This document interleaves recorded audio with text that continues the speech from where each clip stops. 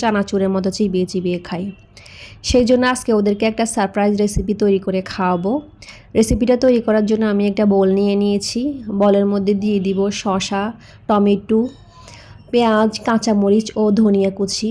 সব কিছু দিয়ে দেওয়ার পর আমি এখানে 2টা নুডলস দিয়ে দিব। নুডলসটা আমি আগে থেকে সামান্য তেল দিয়ে ভেজে নিয়েছি, এবার হাত দিয়ে গুঁড়ো করে নিয়েছি।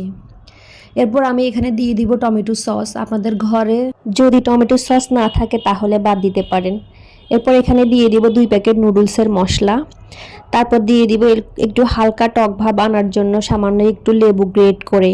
এরপর যাবে এখানে ফ্রেশ সরিষার তেল, যেটা আমি ঘানি থেকে নিয়ে আসছি, একবারে পিওর সরিষার তেল। এবার সব কিছু দেওয়ার পর ভালোভাবে মেখে নিব।